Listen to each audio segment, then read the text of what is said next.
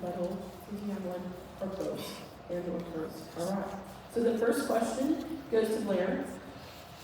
Potter County has experienced jail overcrowding. How will you balance the short-term needs to maintain all county buildings and facilities with long-term planning of a new jail? Thank you.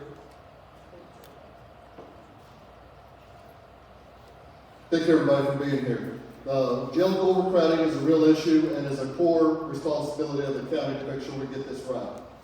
Recently, we just approved approximately $112,000 to replace a major air handling unit in the current county jail. That was necessary for safety and compliance. We have to keep what we have currently maintained until we can have something new to take over what we have currently. Speaking of that, we need a new facility that meets our current needs. It brings our inmates back from other counties, and it is sized responsibly for growth, so we're not full on the day it opens. Maintaining responsibility today, planning carefully for tomorrow, and protecting taxpayers every step of the way. Thank you. All right, Jeff, same question. Potter County has experienced jail overcrowding. How will you balance short-term needs to maintain all county buildings and facilities with long-term planning of a new jail?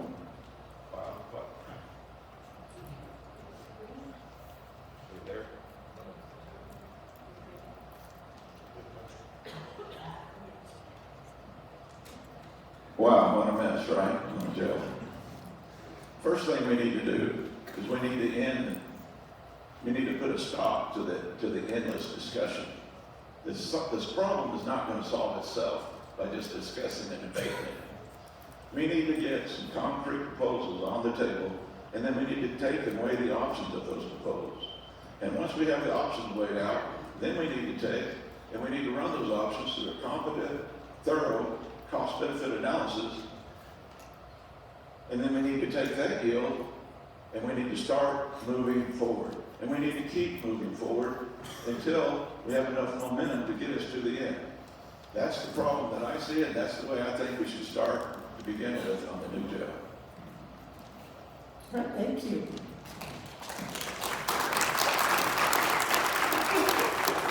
This time the question will go to Jeff. How will you promote a balanced county budget, and what is your position on certificates of obligation? First of all, the county needs long-term thinking when it comes to the budget. Short-term or short-run mentality is nothing but kicking the can down the road, and it's not what's needed. And it's only for convenience. And speaking of convenience, the county has got to quit its addiction to certificates of obligation.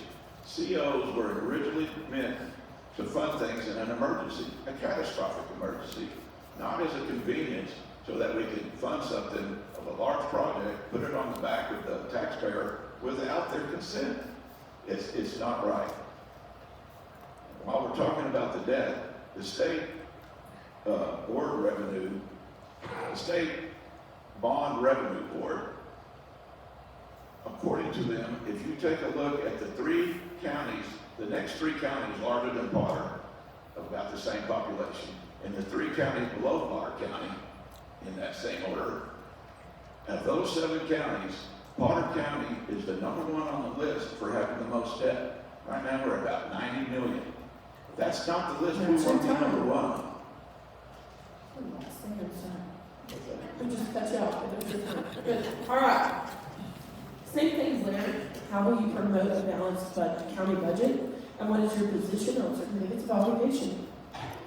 Long-term projects like a new jail should go before the voters through a bond whenever possible that gives the taxpayers transparency and a full buy-in.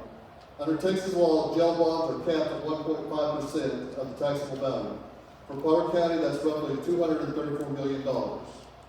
Raising jail populations and construction costs increase about 8% each year, meaning if we wait, we add tens to millions of dollars of that cost.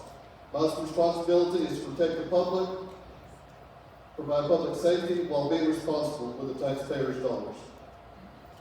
All right, thank you.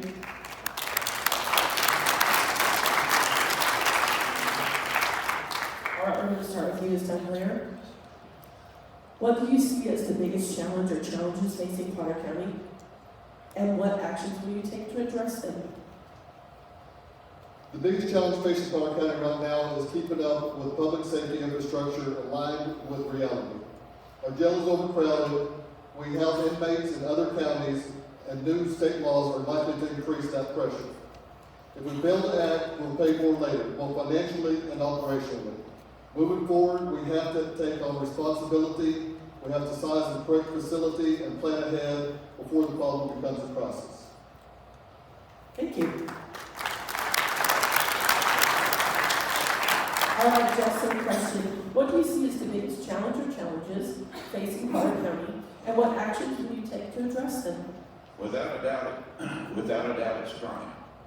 The county has got to do everything in its power that it can do to make sure that we are funding law enforcement and first responders.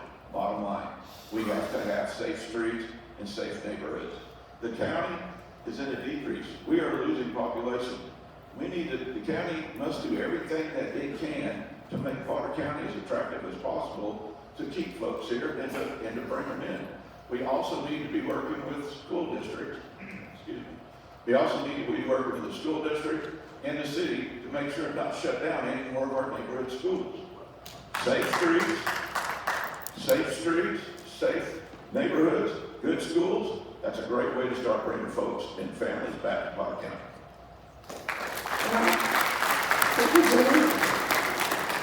I'm going to start with you first, Jeff. You get 1 minute to refute or have a rebuttal, close, say whatever you need to say. I don't have any rebuttal. Thank you, though. But hey, I appreciate the time that you guys. I appreciate the time y'all have given me here tonight to say my pitch. I'm a businessman of almost 30 years. I started and built a business. It was a construction business. Raised hardwood flooring. There's some of my customers in the audience tonight. I can tell you this, if I come before you, the voter of the party, and I tell you I'm going to do something, you can count on it. I'm going to do it. I'm not going to turn around and do the exact opposite. My word is my bond, and that's what I offer Potter County. And my experience as being a businessman is something that I'll bring to the Commissioner's Court if elected. Thank you. I have no rebuttal, but I want to first thank everybody that's here tonight. Hearing us, speaking with us, get your questions answered is so important. I built my life around service. I did 4 years in the Navy, 12 and a half years as a sergeant and a corrections officer. I've been an fireman for 19 years. That's all I've ever done. I've ran businesses also. Currently I have Shaker Farm in Jericho 166. Me and my wife run those businesses. I understand service, and I understand business, I understand budget. I've been your Potter County Commissioner now for 3 years.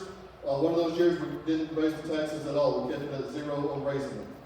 I believe in service, and you're not going to outwork me. I study, I do the research, I make wise decisions, I listen to my people, I hold monthly, quarterly town hall meetings. I'm easily accessible, and I answer my own phone when you call me, and I take care of the problems that you have.